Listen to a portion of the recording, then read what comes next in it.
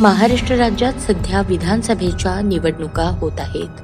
त्यामुळे राज्यभर आचारसंहिता लागू आहे. अशा प्रसंगी पोलीस प्रशासनाची भूमिका अत्यंत महत्त्वाची असते. असं असताना सोलापूर शहर पोलीस आयुक्तालयातील MIDC हद्दीमध्ये अवैध व्यवसायाला राजाश्रय मिळाल्याचे दिसून येत आहे. MIDC हद्दीमध्ये दिवसाढवळ्या बेकायदेशीररित्या रिक्षांमध्ये घरगुती गॅस भरला जात आहे. जागोजागी मटक्यांच्या टपऱ्या खुलेआम थाटण्यात आल्या आहेत. MIDC पोलीस ठाण्याचे कर्तव्यदक्ष अधिकारी कर्मचारी काय करतायत? अवैध व्यवसायांवर त्यांचे नियंत्रण नाही का? DP शाखा गस्ती पथक काय काम करतेय? सोलापुरातील अवैध व्यवसायाचे मुख्य केंद्र MIDC परिसर बनत असताना पोलीस प्रशासन गप्प का बरं?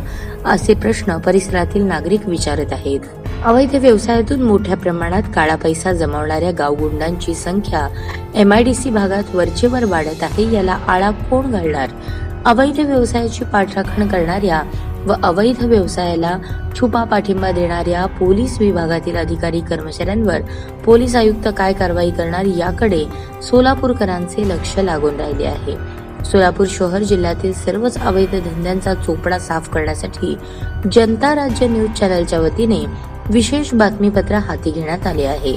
सोलापुरातून अवैध धंदे हद्दपार लावण्यासाठी धडक बेधडक बातमीपत्र लवकरच सुरू होणार आहे.